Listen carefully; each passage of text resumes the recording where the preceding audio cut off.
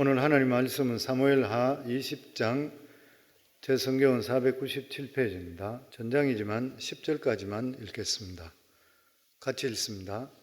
마치 거기에 불량배 하나가 있으니 그의 이름은 세바인데 베냐민 사람 비그리의 아들이었더라. 그가 나팔을 불며 이르되 우리는 다윗과 나눌 분깃이 없으며 이세 아들에게서 받을 유산이 우리에게 없도다. 이스라엘아 각각 장막으로 돌아가라 하며 이에 온 이스라엘 사람들이 다윗을 따르기를 거치고 올라가 비그리의 아들 세바를 따르나 유다 사람들은 그들의 왕과 합하여 요단에서 예루살렘까지 따르니라. 다윗이 예루살렘 본궁에 이르러 전에 머물러 왕궁을 지키게 한 후궁 10명을 잡아 별실에 가두고 먹을 것만 주고 그들에게 관계하지 아니하니 그들이 죽는 날까지 갇혀서 생과부로 지내니라. 왕이 아마사에게 이르되 너는 나를 위하여 3일 내로 유다 사람을 큰 소리로 불러 모으고 너도 여기 있으라 하니라. 아마사가 유다 사람을 모으러 가더니 왕이 정한 길에 지체된지라. 다윗이 이에 아비새에게 이르되 이제 비그리 아들 세바가 압살롬보다 우리를 더 헤아리니 너는 내 주의 부하들을 데리고 그의 뒤를 쫓아가라.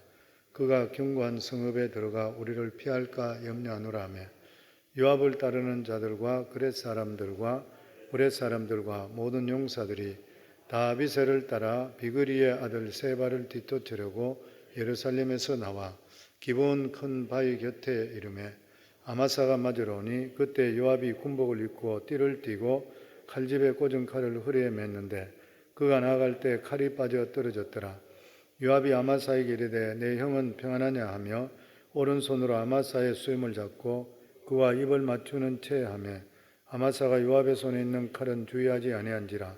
요압이 칼로 그의 배를 찌르매 그의 창자가 땅에 쏟아지니 그를 다시 치지 아니하여도 죽으니라. 아멘. 차를 타고 오시면서 보면 가스스테이션마다 이 주위가 다 가스가 없어서 문을 다 닫아놨는 그런 모습들을 볼 것입니다. 저도 가스가 한 반 정도 있었지만 그래도 이제 채우려고 갔더니만 저희 집 근방에 있는데 가까운데 자주 가는데 갔었는데 아예 그냥 아웃 오브 서비스 이렇게 사인이 붙어 있었고 또 차 타고 교회까지 오는데 보니까 다 그랬습니다.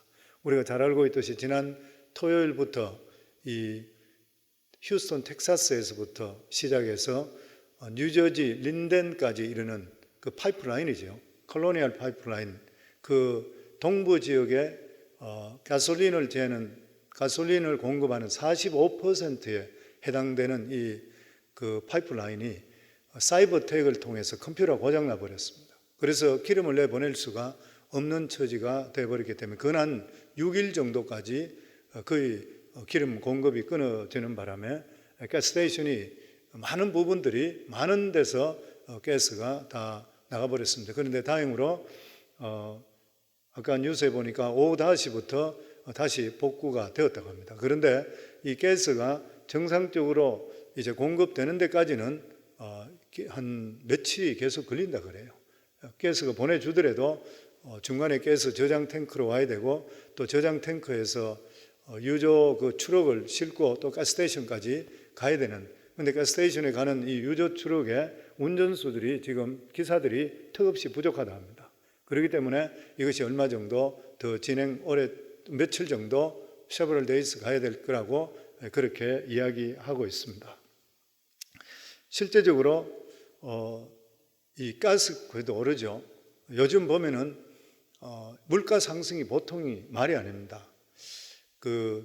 이제 팬데믹으로 인해서 정부에서 헬리콥터에서 돈을 뿌리듯이 전부 다 뿌린 거 한 가지잖아요. 계속 갖다가 뿌리듯이 뿌리고 또 막 계속적으로 보내주고 이러니까 이 인플레이션이 당연히 일어난다고 예상하고 있었는데 이번에 이제 3.6% 정도로 예상했는데 4.2%로 올라갔어요. 그 바람에 지금 전 세계적으로 경제 주식이 막 내리 떨어지고 굉장한 그런 파동들이 일어나고 있습니다. 문제가 계속적으로 앞으로 파생돼서 계속적으로 일어날 것이라 그렇게 예상을 하고 있습니다. 우리 말에도 보면 그런 말이 있죠. 하나 곱에 넘고 나면 또 다른 산이 있다고. 산 넘어 산이라. 근데 이런 일이 어디서 있었냐면은 이 다윗이 있을 때 그때도 똑같은 그런 일이 생겼습니다. 다윗은 가장 문제가 됐던 것이 자기 아들 압살롬의 반역이었었잖아요. 압살롬의 반역이 무마됐으면 모든 것이 다 해결될 것이라 이렇게 생각했는데 실제적으로 그거로 끝나는 것이 아니라 딴 문제들이 생기기를 시작하는 것이에요. 그 중에서 가장 큰 문제가 뭐냐면은 베냐민 지파의 세바라는 사람이 반역을 일으켜버렸어요. 그러니까 이 압살롬은 내부적인 문제라 생각합니다. 아들이 문제를 일으키는 거예요. 그런데 이제는 이 베냐민 지파에서 실제적으로 반역을 일으킴을 통해서 유다 지파는 그 다윗을 따랐지만 나머지 지파들은 세바를 따라서 다윗을 또 등져버렸던 것이죠. 그러니까 이스라엘 이렇게 생각하시면 되는 것 같아요. 다윗이 헤브론 산지에서 유다 지파의 왕으로 처음 섰잖아요. 유다 지파의 왕으로 처음 서고 나서 그리고 나서 7년 동안 그곳에 유다 지파의 왕으로 있다가 나중에 이제 그 다른 지파들의 그 족장들이 오면서 우리 모두의 왕이 되어달라 해서 전체의 그 왕이 됐던 것이에요. 그런데 이 사람들 간에는 서로 개드롱이 잘 되지 못했던 그런 이유가 뭐냐면은 사울 왕, 초대 왕이 베냐민 지파잖아요. 사울 왕이 베냐민 지파에서 나왔던 왕인데 사울 왕 자기 지파에서 왕으로 계속 세워지질 못하고 다윗이 왕으로 세워졌는 것 때문에 항상 자기들 마음속에는 불편함이 있었고 소외감이 있었던 거예요. 그런데 이 다윗이 압살롬의 전쟁에서 승리하고 나서 이기는 것이죠.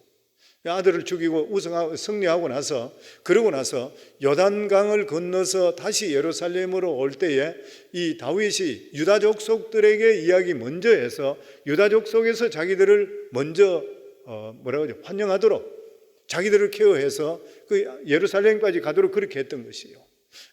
그렇게 되게 되니까 이 다른 지파에서 이 다윗은 그렇지 않아도 이 유다 지파의 왕으로 먼저 섰는데 너희들은 너희 친척 너희끼리만 다 나눠 먹느냐? 우리는 어떻게 하느냐? 그러면서 그게 불만이 일어나는 거예요. 그러면서 거기에서 그 베냐민 지파에서 세바라는 사람이 반란을 일으키게 되니까 그쪽 사람으로 가버리는 것이에요. 거기 따라 붙었는. 그러니까 하나 문제가 해결됐다 생각하니까 또 문제가 계속적으로 일어나는. 우리 인생이 그렇다고 생각해요. 저희들 인생 살아보면 하나 문제가 해결되면 또 문제가 또 생기잖아요. 산 넘어 산의 문제들이 너무나 많이 계속적으로 생기는 것이에요.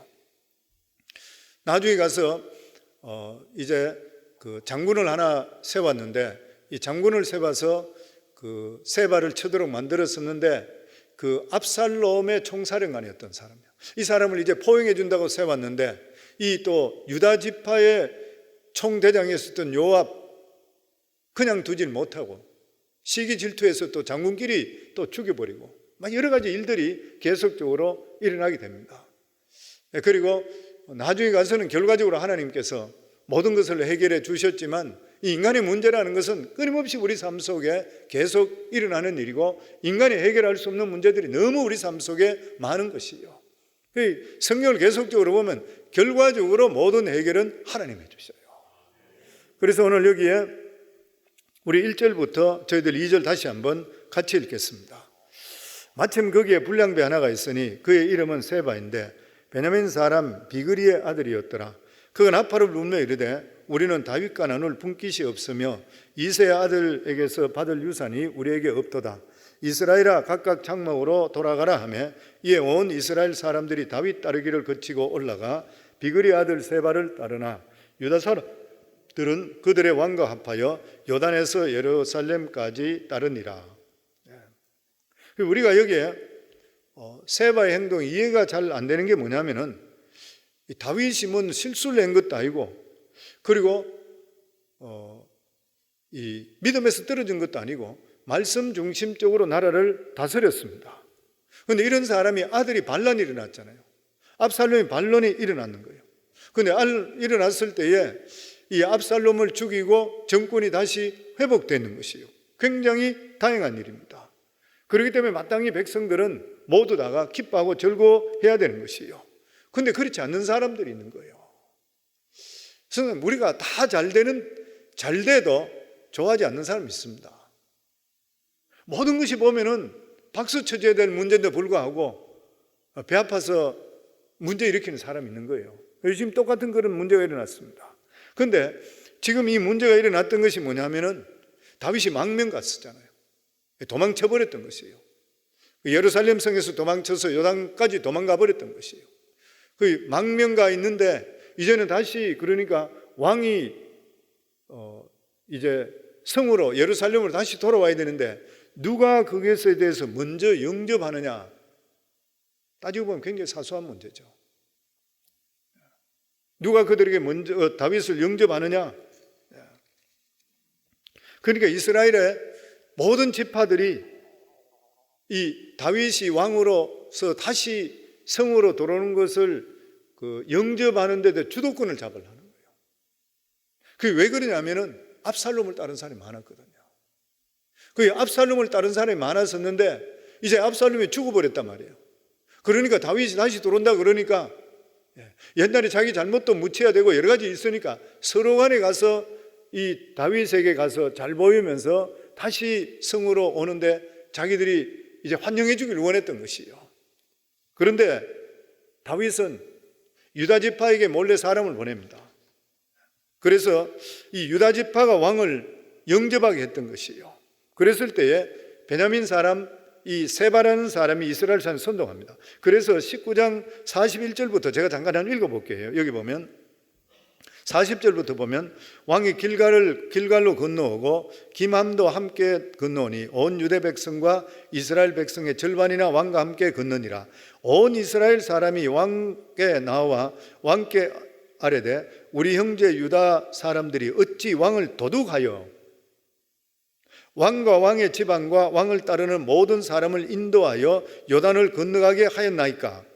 사람을 유다 쪽으로 보내서 유다 사람들이 와서 다윗을 영접하게 만들었던 것이에요. 그러니까 아니 우리는 왜 제외시켜버리고 당신끼리 이렇게 합니까? 그리고 쭉 42절부터 읽어보면 거기에 대한 말씀이 쭉 나오면서 그 다음에 20절부터 보면 이 불량배 하나가 있으니 그 이름은 세바라. 그게 베냐민 사람인데 반역을 일으키는 거예요. 이게 무슨 말입니까? 팔이 결과적으로 안으로 굽는다고 해서 다윗은 아직도 유다 지파만 신뢰하고 우리 이스라엘 사람들은 찬밥이라 이게 합쳐지질 않아요. 결과적으로 나중에 어떻게 됐습니까? 솔로몬의 아들 르호보암 때에 나라가 북이스라엘과 남이스라엘로 실제로 갈라져 버리죠. 그러고 나서 이것은 다시는 하나 되지 못했습니다. 그러니까 그런 것들이 계속 마음속에 있었던 것이에요. 이게 하나 되게 한다는 것이 이것이 진짜 정말 어려운 일인 것이죠. 그래서 세바라는 사람이 일어나서 우리가 계속 찬밥이지 않냐? 다윗은 유다 지파 왕이었었지 우리 전체 지파 왕이 아니었었다. 그러니까 우리는 우리끼리 모이자. 그러니 이렇게 선동하니까 그 이스라엘 다른 10지파 사람들이 그쪽으로 가버려요. 그쪽으로 가버렸습니다. 이것을 보면서 알 수 있는 게 뭐냐면 이 이스라엘 안에서 하나 되기가 진짜 힘든 그런 문제가 정말 많았다는 것이죠. 또 뿐만 아니라 다윗이 하는 그 통치, 믿음으로 통치하잖아요. 다윗은 뭐든지 하나님께서 무엇을 하시고 자기는 하나님의 종이고 여호와는 나의 목자시니 나는 양입니다. 그게 하나님께서 그냥 나는 우리 집안에서도 말째로서 별 볼 일 없는 목동을 하나님께서 왕으로 세워주시기 때문에 이 나라의 왕도 하나님이시고 나의 주인도 하나님이시고 자기는 그냥 하나의 하인입니다. 종입니다. 이렇게 하면서 하나님 말씀대로 하는 것이에요. 그럼 이렇게 하나님 말씀대로 다스리게 되면은 이스라엘 백성들이 다 좋아야 되잖아요. 근데 아니라는 거예요. 성도님 교회도 말씀 위주로 삽시다 하면 다 좋아할 것 같습니까? 안 그렇습니다. 믿음으로 정말 살고 성령 받은 사람, 충만한 사람은 말씀이 강할수록 기쁨이 넘치게 되고 그렇지 않는 사람은 부담스러운 거예요. 사울은 굉장히 인간적인 사람이었습니다. 사울은 사람들의 기분을 잘 맞춰주고 그리고 사람들을 이해를 잘해주고 이러한 것들을 잘해줬던 사람이에요. 굉장히 인간적인 사람이에요. 그리고 또 이 압살롬까지도 사울하고 거의 비슷했던 사람이에요. 다윗은 오직 예수, 오직 하나님 이것밖에 몰랐어요. 오직 예배. 그러니까 이걸 사람들이 재미가 없는 거예요.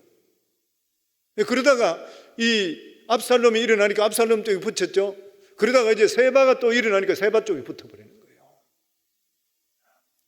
그래서 항상 두 가지가 다 항상 공존하게 되어 있는 것입니다. 보면.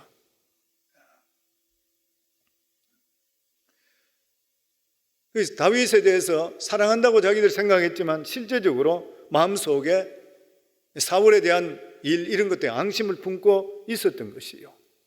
그래서 우리가 사람들을 대할 때도 저 사람이 내 마음과 같이 이렇게 생각하면 우리가 문제될 때가 참 많습니다. 이게 틀림없이 좋은 일인데 생각하는데 그게 실제로 맞는 말인데도 불구하고 사람이 싫으면 어게인스트 해버려요. 그 실제로 그런 일이 생기잖아요. 뭐든지 간에 무조건 다 좋다고 해서 꼭 좋은 것만은 아니라 사람이 그래서 사람 마음이 천차만별에 보면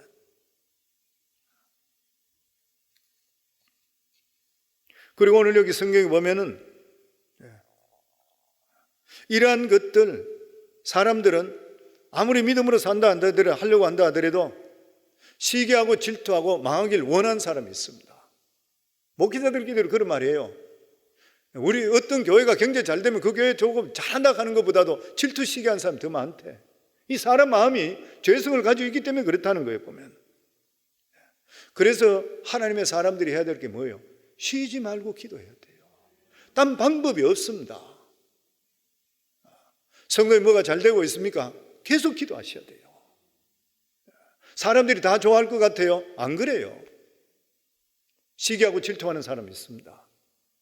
사탄이 틈타기 전에 우리 삶에는 끊임없이 기도의 자리에 지키셔야 되고 믿음으로 사셔야 되고 그래야지 하나님께서 우리 삶 속에 보호막을 쳐주게 되어 있는 것이에요, 보면. 그리고 나서 다윗이 왕궁으로 들어갑니다. 우리 3절 말씀입니다. 같이 읽습니다. 다윗이 예루살렘 본궁에 이르러 전에 머물러 왕궁을 지키게 한 후궁 10명을 잡아 별실에 가두고 먹을 것만 주고 그들에게 관계하지 아니하니 그들이 죽는 날까지 갇혀서 성갑으로 지내니라. 그러니까 다윗이 예루살렘 성을 도망가면서 성을 지키라고 후궁 10명을 두었던 것이죠. 근데 이 후궁 10명에다가 자기 아들 압살롬이 와서 백주에 작은 간음을 해버렸잖아요. 그런 일을 벌여줬던 것이요. 그러니까 아비하고 아들하고 여자 관계를 같이 했던 것이요. 이 얼마나 부끄러운 일이고 도덕적인 수치입니까? 그래서 다윗은 이 10명의 이 후궁 이런 사람을 그냥 두면 되지 않는다 생각해서 예루살렘에 이스라엘 사회에 부도덕적인 영향을 미친다 해서 아예 그 10명은 귀환하자마자 이 별궁에다가 아예 그냥 격리시켜서 거기서 그냥 평생 영구적으로 거기서 살다가 죽도록 그냥 만들어 버렸습니다. 첫 번째는 이제 다윗이 잘못이죠. 두말할 필요가 없는 것이죠. 왜냐하면 자기는 도망가고 여자들 힘없는 여자 10명 남겨두면 뭐 할 것이에요. 근데 또 하나로 생각하면 후궁이지 다윗의 후궁 정도 된다 그러면은 만약에 압살롬을 통해 그랬다 그러면은 정말 지조 있는 여자라 그러면은 자기라도 할 수 있어야 되잖아요. 거부할 수 있는 것도 있어야 되잖아요. 그렇게 하지 않았던 것이에요. 그래서 역사학자들이 이야기할 때에 실제적으로 다윗이 잘못했었지만 이것은 나라의 기강을 세우기 위해서도 다윗이 잘한 것이라 이렇게 이야기합니다.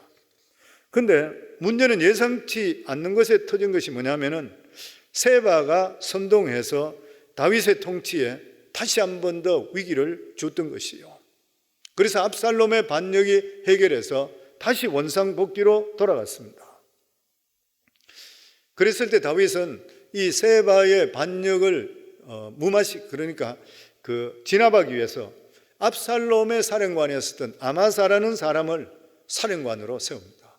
그 앞장에 보면은 아마사를 보면서 내가 너를 다시 중용하리니, 그러니까 다윗의 생각할 때는 압살롬에 붙어있던 사령관 장군이라 하더라도 내가 이제는 다시 통합됐으니까 통합 차원, 화합 차원에서 너를 중용할 것이라 주위 사람들이 볼 때 아주 좋아할 것 같고 이러니까 사령관으로 세웠습니다. 그러면서 군인들을 모집해서 이 세바를 진압하라 그렇게 맡겼습니다. 그러니까 이런 갈라졌던 마음을 하나 되게 하기 위해서 자기를 배반했던 그런 사람이지만 받아들여서 하게 되었던 것이에요. 그런데 이것은 이스라엘 사람들, 그러니까 북이스라엘 쪽에 속해졌던 사람들, 다른 지파는 볼 때는 굉장히 마음적으로 위로가 되는 이야기인데 유다 지파 쪽으로 볼 때는 이거는 말도 안 되는 이야기라는 거예요. 왜냐하면 압살롬에게 붙어있던 사령관을 이제는 이번 턴에 이쪽에 붙어서 다시 군인 사령관으로 세우게 된다고 우리는 뭐냐는 거예요. 문제가 생겨버렸던 것이에요. 특별히 누가 제일 반발하겠습니까? 요압이 제일 반발하는 것이에요. 군대 장관 요압이잖아요. 우리 4절 같이 읽습니다. 4절 5절 같이 읽습니다. 왕이 아마사에게 이르되 너는 나를 위하여 3일 내로 유다 사람을 큰 소리로 불러 모으고 너도 여기 있으라 하니라. 아마사가 유다 사람을 모으러 가더니 왕이 정한 길에 지체된디라. 그러니까 다윗이 이 아마사를 세우고 나서 유다 사람들에게 가서 군인을 모으라. 근데 아마사가 유다 사람이 아니거든요. 아마사는 압살롬에 붙어있던 사람이었던 거예요. 근데 유다 사람들에게 가서 군인들 모집한다고 저 모이라 가서 사람이 안 모이는 거예요. 그러니까 시간이 지쳐질 수밖에 없었던 것이에요. 사람들이 아마사를 믿지 못하는 것이에요. 보면 다윗이 실제적으로 잘못 세웠던 것이죠. 보면 이렇게 군대를 모집하지 못하고 지체될 때에 다윗은 요압의 동생 이 아비새를 통해서 새롭게 대장으로 또 세웁니다. 토벌군 대장으로 또다시 세우는 것이에요. 그러면서 세바를 토벌하게 했습니다. 그러니까 다윗이 얼마 만에 연속적으로 군사를 이끌 수 있는 총사령관들 두 명을 임명해 버렸습니다. 그런데 이 두 사람 같이 임명했었는데 이 부대가 중간에서 만나게 되었던 것이에요. 만나게 되니까 도대체 누구 말을 따라야 될지 모르는 것이에요. 누구 사령관인지 몰라. 저 부대가 누구며 누가 대장인지 모르는 것이 왜냐하면 사령관이 두 명이 되어버렸어요. 다윗의 의도는 좋았지만 일선 지휘관 그리고 백성들은 혼란스러운 것이에요. 그런데 여기에서 다윗은 당연히 압살롬을 죽이고 최고 공을 많이 세웠던, 지금까지 공을 제일 많이 세웠던 요압을 대장으로 세워야 돼요. 그런데 다윗은 요압하고는 껄끄러웠습니다. 불편했는 것이에요. 왜냐하면 다윗이 자기 아들을 죽이지 말라고 했는데도 불구하고 땅 군사는 죽이지 않았는데 요압이 가서 칼로 찔러 죽였잖아요. 그러고 나서 다윗이 자기 아들 죽었다 해서 눈물 흘리고 내 아들아 내 아들아 하고 있을 때에 다른 사람들은 입을 다물고 그냥 말 못하고 있는데 요압이 들어와서 차라리 그러면 우리가 죽었으면 좋겠습니까? 그리고 달려들었던 사람입니다. 지금 왕이 무슨 짓을 하고 있습니까? 맞는 말이잖아요. 만약 당신이 이것이 이런 식으로 계속하게 된다면 당신 따르던 모든 군사들, 백성들이 다 떠날 것이라. 정신 똑바로 차리시오. 그래요. 다윗이 그때 정신을 차리지요. 그럼에도 불구하고 다윗의 마음에는 요압이 실제적으로 충성스럽기는 하지만 자기에는 굉장히 힘든 상태였어요. 자기의 모든 잘못도 다 알고 있고, 그러니까 여기서 당연히 요압을 총사령관으로 세워야 되는데도 불구하고 요압을 빼버리고 요압의 동생 아비새를 세워버렸습니다. 이 불편한 것을 보여주고 있는 것이요. 근데 요압이라는 사람은 어떤 사람이에요? 이 사람은 기질적으로 남의 밑에 못 들어가는 사람입니다. 질투가 보통 많은 사람이 아니에요. 다윗에게는 굉장히 충성스러웠지만 권력이나 이런 거는 절대 양보 안 하는 사람이었습니다. 그런데다가 누가 사령관을 세웠냐면 아마사를 세웠다. 거의 압살롬의, 자기가 죽였던 압살롬의 사령관이었던 아마사를 세웠다. 그러니까 자기가 볼 때는 이거 그냥 있지는 못하는 거예요. 그러다가 이 군대가 두 개가 중간에 만났어요. 중간에 만나게 되었을 때에 8절 말씀입니다. 같이 읽습니다. 기브온 큰 바위 곁에 이름에 아마사가 맞으러 오니 그때 요압이 군복을 입고 띠를 띠고 칼집에 꽂은 칼을 허리에 맸는데 그가 나아갈 때에 칼이 빠져 떨어졌더라. 다윗은 아마사를 용서했기 때문에 사령관으로 했어요. 화합하는 차원으로. 그런데 요압은 절대로 아마사를 용서할 수가 없어요. 왜냐하면 적군의 장군이었기 때문에. 요압이 지금 여기 보면은 칼집에 꽂은 칼을 허리에 맸는데 그가 나아갈 때에 칼이 빠져 떨어졌더라. 이 칼을 차고 있던 게 일부러 떨어질 리가 있는가요? 이 요압이 잘하는 건 뭐 남의 눈속임 잘하거든. 사울의 장군이었던 아브넬 장군을 다윗이 불러가지고 이제 북이스라엘과 남유다가 하나 되기 위해서 그 앞에를 사무엘상에 나가면 나오죠. 합쳐지는 그러한 기회에 이제 사신으로 와서 서로 자기들끼리 잔치하고 이제 하나 됐다고 해서 내보내게 될 때에 이 아브넬이 전쟁 중에서 요압의 막내 동생을 죽이잖아요. 그걸 기억하고 있다가 요압이 아브넬을 따라가 가지고 왕이 부른다고 다시 부르면서 역시 마찬가지로 칼을 떨어뜨려요. 그러면 전혀 그 사람들도 그것도 보면은 방어의식 없이 했을 때 수염을 잡고 나서 딴 쪽에 있는 칼을 빼서 배를 찔러 죽였거든. 똑같은 일이 여기 벌어집니다. 똑같이 했던 것이에요. 아마사는 다윗이 요압이 칼을 떨어뜨리는 칼이 없다고 생각했어요.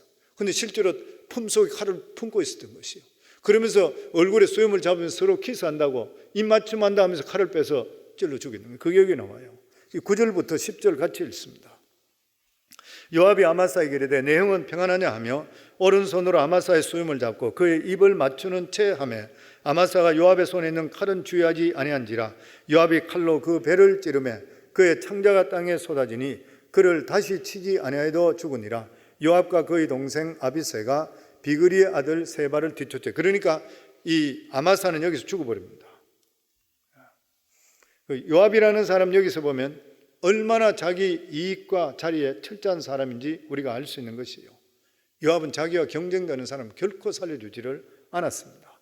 다윗에게는 굉장히 충성했던 사람이에요. 상관에게는 충성했지만 자기 자리는 철저히 지키는 그러한 사람이었습니다. 그래서 다윗이 마지막 죽기 전에 솔로몬에게 절대로 요압이 그냥 흰머리로 죽도록 하지 마라 그랬던 거예요. 늙어서 편안하게 죽도록 절대 하지 마라 그랬던 것이에요. 자기 아버지가 유언을 남기잖아 보면. 결국 나중에 죽게 되지만. 그러니까 적과 싸우기 전에 안에서 장군과 장군끼리 싸워서 죽이고 막 이런 일들이 벌어졌습니다. 그럼에도 불구하고 이제 세바라는 사람, 이 사람을 진압하러 가는 것이죠. 이걸 보고 우리가 느끼는 게 뭐냐면 저희들이 살아가는 삶도 보면 시기하고 질투하고 엉망진창 될 때가 많이 있습니다.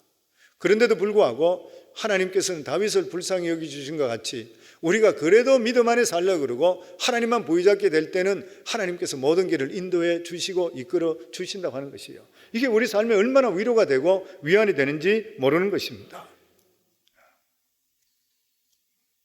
세바의 군대가 어디로 들어갔냐 하면 아벨이라고 하는 성에 들어갔습니다. 그들이 도망치면서 아마 계속적으로 쫓겼던가 봐요. 그래서 도망치면서 아벨이라는 성에 들어갔을 때에 요압 군대가 추격부대에 가서 아벨 성을 에워싸고 함락시킬 준비를 합니다. 우리 15절 말씀 같이 읽습니다. 이에 그들이 벤마아 아벨로 가서 세바를 에우고 그 성읍을 향한 지역 언덕 위에 토성을 쌓고 요압과 함께한 모든 백성이 성벽을 쳐서 헐고자 하더니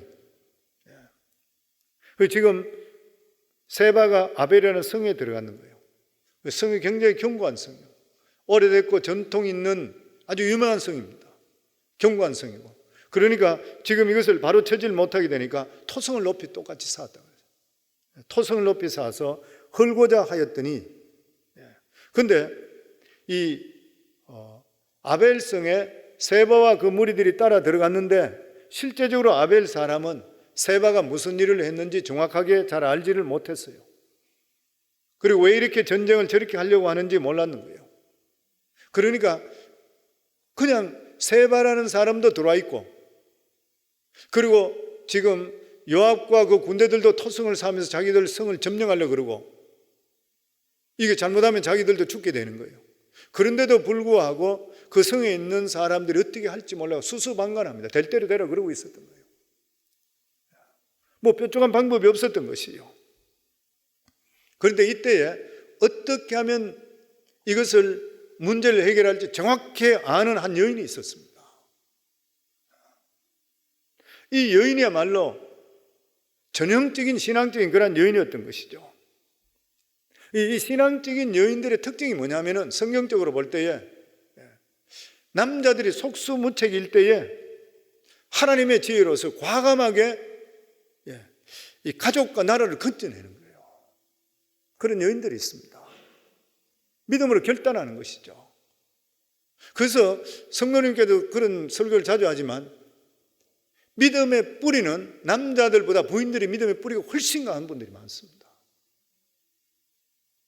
그리고 실제적으로 위기 상황에 갔을 때 남자들은 정신을 못 차리는데 아내들은 정신을 차리고 결단하는 경우들이 많아요. 여기 보면 지금 이 아벨성을 구했던 여인의 이름이 안 나타납니다. 무명이죠. 이름은 나타나지 않는 그러한 한 여인인 것이에요. 그래서 그렇게 이야기해요. 이상하게도 나라가 위기에 처해졌을 때에 남자들은 영 맥을 못 출 때가 많대요. 부부간에 살아갈 때도 그렇잖아요. 부부간에 살아갈 때 위기가 왔을 때 삶의 어떤 경제적인 위기나 뭐 여러 가지 어려움이 왔을 때에 남자들은 맥을 못 추는 경우가 있는데 부인들이 거의 정신을 바로 차리는 경우가 있어요. 신앙이 있는 사람. 이스라엘 역사를 볼 때에 대표적인 인물이 뭐냐면 사사시대에 여사사 드보라잖아요. 남자들은 맥을 못 추고 있었습니다. 여사사가 일어났던 것이에요. 뿐만 아니라 아비가일 같은 사람이 있잖아요. 위기 상황이 다가왔을 때에 다윗이 분노해서 군사들 데려와서 나발의 그 가족들과 나발의 모든 재산들 다 박살날 지경에 왔을 때에 기레까지 찾아가서 지혜롭게 깨우쳐 주는 거예요. 당신이 지금 이렇게 함을 통해서 당신이 나중에 만약에 왕이 될 때에 이것이 당신을 발목을 잡으려면 얼마나 수치스러운 일입니까? 정확하게 이야기해 주잖아요. 다윗이 그것을 깨닫게 되니까 이 너무나 지혜로운 아내니까, 여자니까 나중에 아내로 택하잖아요. 그래서 그런 말이 있습니다. 남자가 위기를 잘 넘기고 살아남으려 그러면은 부인의 신앙을 잘 키워놔야 된다.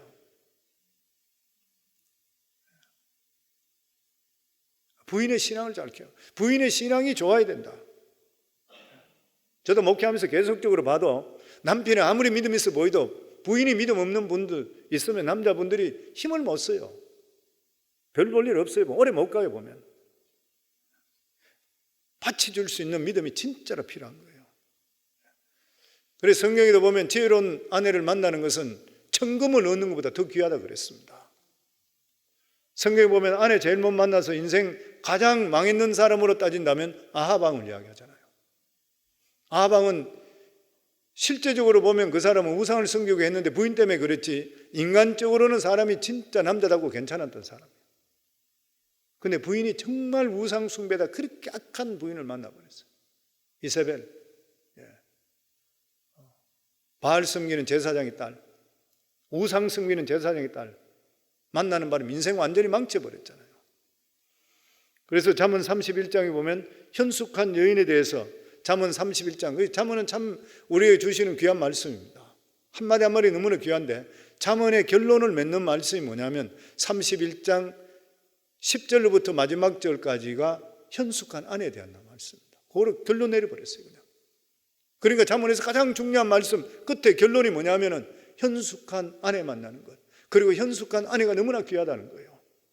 누가 현숙한 여인을 찾아 얻겠느냐? 그의 값은 진주보다 더하니라. 그래서 성도님들 믿음의 아내 가지고 있는 우리 여기 계시는 믿음의 아내 계시는 분들 진짜 남편들 사랑하셔야 돼요. 사랑해 주셔야 돼요. 남편들이. 그런 부인들이 없는 것이에요. 보면 전혀 감동이 없는 것 같아요. 아내에게 믿음 있는 아내에게 남편들은 진짜 감사해요. 물론 부인들은 항상 드리는 말씀대로 남편이 믿음 안에 들어왔다는 것은 부인으로 봐서는 말할 수 없는 감사죠.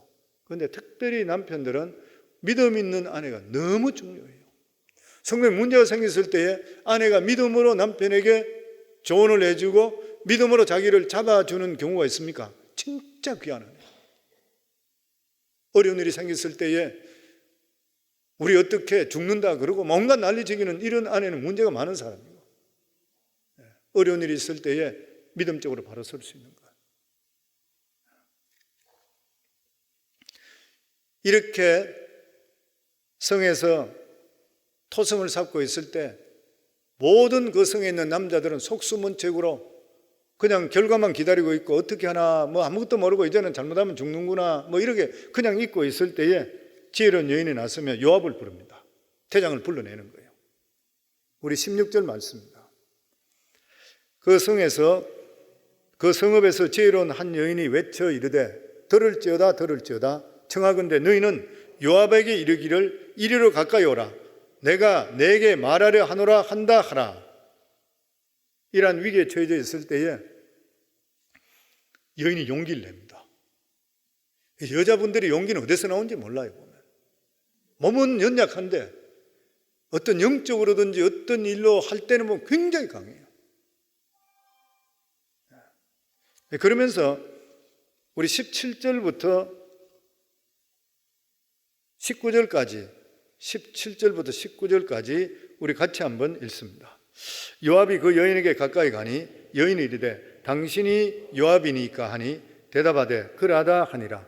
여인이 그에게 이르되 여종의 말을 들으소서 하니 대답하되 내가 들으니라 하니라. 여인이 말하여 이르되 옛사람들이 흔히 말하기를 아벨에게 가서 물을 것이라 하고 그 일을 끝내었나이다. 나는 이스라엘에 화평하고 충성된 자 중 하나이거늘 당신이 이스라엘 가운데 어머니 같은 성을 멸하고자 하시는도다. 어찌하여 당신이 여호와의 기업을 삼키고자 하시나이까 하니. 지금 무슨 것이요? 지금 이 여인이 나와서 요압에게 정확하게 핵심을 찌르는 말들을 합니다. 이 여인의 그냥 설득과 함께 웅변인 것이죠. 요압을 꼼짝 못하게 하는 것이요. 그러면서 여기 말하는 것이 뭐냐면 여인이 말해 이르되 옛사람이 흔히 말하기를 아벨에게 가서, 이 아벨 성이죠, 아벨에게 가서 물을 것이라고 그 일을 끝내었노이다. 무슨 말인 것이요? 이 아벨 성이라는 것은 이스라엘에 문제가 있을 때 아벨 성에 가서 물어보면 문제가 끝내준다, 해결되어 버린다는 거예요. 그만큼 이 아벨 성에는 지혜로운 사람이 많은 것이고 절대 아벨 성은 무식하지 않다는 것이요. 그래서 지역에서 문제가 생길 때에 항상 아벨성에 가서 물어봐라. 그러면 다 해결이 된다. 무슨 말인 것이에요? 아벨성에는 하나님의 말씀이 있고 지혜가 있지 결코 대화가 통하지 않는 그런 성이 아니라는 것이에요. 근데 당신은 지금 어떻게 대화 한번 해보지 않고 이러고 있습니까? 라는 거예요. 첫 번째로 말하는 것이에요. 그리고 두 번째가 보면 여기 보면 19절에 나는 이스라엘에 화평하고 충성된 자 중 하나이거늘 당신이 이스라엘 가운데 어머니 같은 성을 멸하고자 하나이다. 무슨 말이에요? 아벨성은 정치에 관심 없고 오직 평화롭고 성실한 그런 사람이 살고자 하는 그런 성이라. 이런 성을 당신이 외치고자 하는 것인가? 다윗이 정치적으로 적을 없애려고 하는 것은 이해가 되는 이야기지만 왜 애꿎은 사람까지 죽이려고 하는 것인가? 아비가일이 이야기하는 건 지금 똑같은 이야기를 하고 있습니다.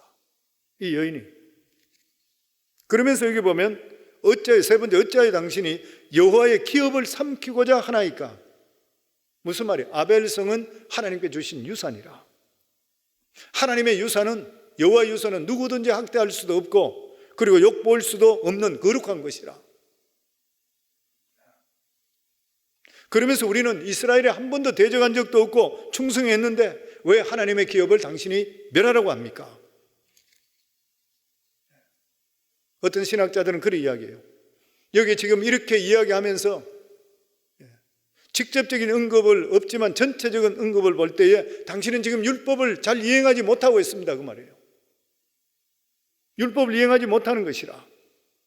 왜냐하면 요압은 살생에 눈이 멀어서 그냥 없애버리면 된다 생각해서 성만 정복하려 해서 그렇지 하나님의 주시는 규례를 지키지 않았다는 것이요. 신명기 20장 10절에 보면 내가 어떤 성읍으로 나가서 치료할 때에는 그 성읍에 먼저 화평을 선언하라.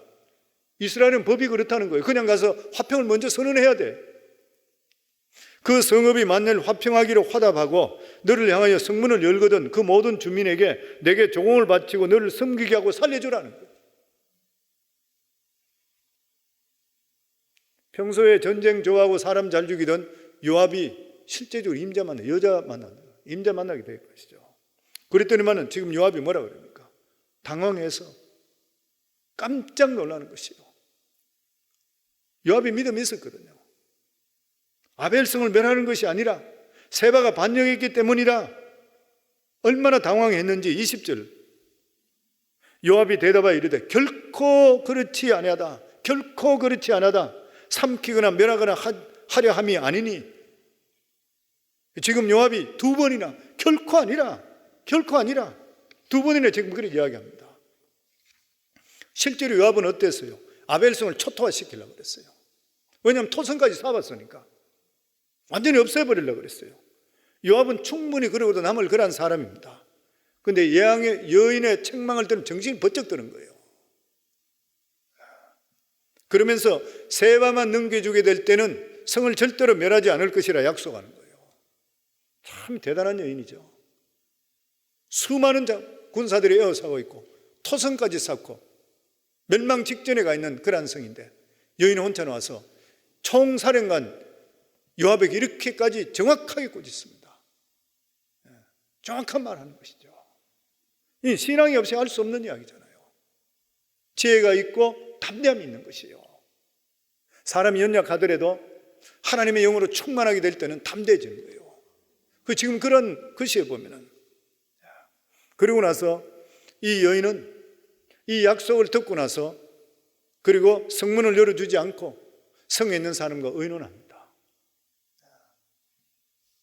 세바를 두둔해서 멸망할 것인가, 망하는 길을 택할 것인가, 아니면 세바를 넘겨주어 이 성을 살릴 것인가. 실제로 있던 사람들은 자기들이 세바하고 동조한 거 아니거든. 세바와 군사가 들어와서 그런 것이지. 그러니까 거기서 사람들이 세바를 잡아서 죽여서 목을 쳐서 목을 던져주는 거예요. 그래서 위기에 처해졌던 이 아벨성이 구원을 받게 되는 것이에요. 삶 속에 나라도 마찬가지고 위기에 처해졌을 때에 믿음과 지혜를 가지고 있는 여인이 얼마나 중요한지 몰라. 우리 교회도 마찬가지죠. 교회에서도 믿음 가지고 있는 우리 여성도님들이 얼마나 중요한지 몰라요. 가정으로 따지면 더 많을 수 없죠. 믿음 가지고 있는 아내, 남편들이 힘들어서 흔들릴 때에 믿음으로 붙들어 줄 수 있는 것, 얼마나 중요한 일인지 모르는 것이에요. 보면 오늘 여기 성경에 보면 어려움이 하나가 해결됐다 하더라도 모든 문제가 해결되는 거 아니다. 우리 인생에 살아가는 삶은 어려움은 끊임없이 오게 되어 있는 것이라. 그런데 이런 어려움 가운데 있다 하더라도 저희들이 항상 하나님께만 서 있게 된다면 결과적으로 우리는 엉망같이 사는 같이 보이는데 하나님께서 정리해 주시고 인도해 주셔서 결과적으로 하나님께 모든 것을 해결해 주신다. 다윗이 그랬는 것이에요. 그리고 절대로 편을 가르지 마라. 작은 일에 섭섭한 것을 잘 느끼는 사람은 시험이 잘 듭니다. 적은 일에 성격상 섭섭함이 잘 들어오는 사람이 있어요. 그런데 섭섭한 거 믿음으로 뛰어넘으셔야 돼요. 세바 같은 사람 섭섭병 들었다가 망해버렸어요. 그러니까 우리 성도님 신앙생활 하다가 성도들 간에, 교회 간에, 목회자 간에 섭섭병이 오더라도 믿음으로 뛰어넘기 바랍니다. 하나님 앞에 바로 설 수가 있으셔야 돼요. 편 가르지 말고 네 편 내 편 하지 말아야 돼요. 다윗은 자기 동족이 같은 유다 지파의 사람을 너무 끼다가 문제가 되어버렸습니다. 저도 목회 처음 시작할 때에 우리 형제들이 교회에 와 있는데 딴 형제들은 숨죽이고 있는데 그 중에서 좀 튀는 여동생이 하나 있었어요. 튀는 여동생이 저는 우리 가족들은 전혀 신경을 안 쓰고 가족들은 그냥 있으면 되니까 전혀 신경을 안 썼죠. 안 썼는데 여동생이 그래요. 나도 이 교회 성도인데 왜 오빠지만 목회자로서 자기를 성도같이 생각하고 관심을 안 가지느냐 그러더라고요. 자기한테 똑같이 관심을 가져달라고 그래요. 그래서 제가 나는 여기서 우리 가족들에 대해 신경을 성도식으로 쓴다 그러면 나는 목회 못한다. 그러니까 사랑받을 수 있는 딴 교회로 가라. 내보내버렸습니다. 나는 각각 있는 사람 케어해주기 위해서 교회에 있는 거 아니다. 처음에 왔을 때 나한테 같이 있고 싶어 왔는지 모르지만 그런 걸 요구한다 그러면 딴 교회 가서 딴 목회자한테 성도로서 사랑받아라. 우리 교회는 오지 마라. 그러면 저희 가족들 중에서 내보낸 가족들이 있습니다. 온다고 했는데도 못 오고 했는 사람들도 있고. 그러니까 목회자는 저는 볼 때 자기 편이 없어야 된다 생각해요. 모든 성도들 것이어야 되지. 그리고 교회 안에 모든 성도들이 있다 하더라도 다 믿음으로 있는 것은 아니라 세상 것 좋아하는 사람도 많이 있는데 세상 것 따라가면 결과적으로 망하는 거죠. 그런데 그런 사람들도 있다고 하는 것이에요. 그리고 위기 때에 믿음의 부인을 가지고 있는 사람은 튼튼하게 빛을 발하게 되어 있습니다. 항상 명심하셔야 돼요.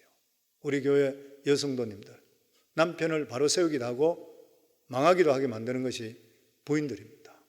그러니까 이 아벨성의 이 여인과 같이, 그리고 이스라엘의 아비가일과 같이, 드보라와 같이 이러한 믿음의 사람들 튼튼히 서게 될 때는 지금 현재 상태는 어렵다 하더라도 앞으로 시간이 지나면 지날수록 그 가정은 우뚝 서게 돼 있고 하나님의 귀한 은혜와 복이 임할 줄을 믿습니다.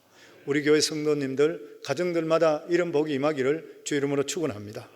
우리 시간 합심해서 하나님께 기도합니다. 저희들이 시간 합심해서 하나님께 기도할 때에 하나님, 저희들 은혜 베풀어 주시어서 여기까지 왔습니다. 아버지 하나님, 가정들마다 믿음의 아내들이 서게 하시고 위기 때마다 남편의 연약한 것을 아내가 우뚝 세워줄 수 있는 그러한 우리 성광교회 아내들이 다 될 수 있도록 하시고, 그리고 적은 일에 섭섭해서 시험 들고 이렇게 하지 말고 믿음으로 이겨나가서 큰 믿음 가질 수 있는 우리 성도들이 되게 해달라고 오늘 이 시간 주여 3번 부르며 하나님께 기도합니다. 주여, 주여, 주여. 아버지 감사합니다. 하나님 아버지 은혜 감사합니다.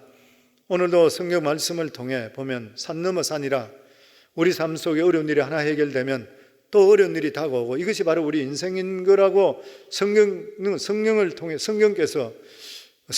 우리가 말씀하십니다. 하나님 아버지, 그렇지만 이러한 어려운 가운데 있음을 통해 또 우리가 세상적으로 빠질 것인지 믿음을 가질 것인지에 따라서 하나님의 역사가 임하는 것을 또한 저희들이 배우고 또 배웁니다.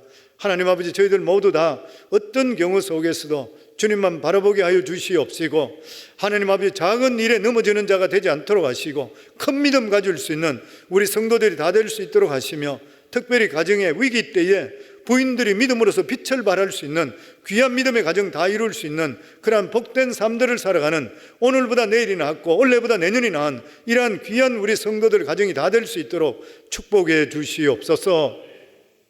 이제는 우리 주 예수 그리스도의 은혜와 하나님 아버지의 크신 사랑과 성령님의 교통하심이 오늘도 아버지께나 말씀 받고 돌아가는 사랑하는 귀한 성도들 삶 속에, 특별히 가정 위에 이제부터 영원토록 함께 하기를 간절히 축원하옵나이다. 아멘.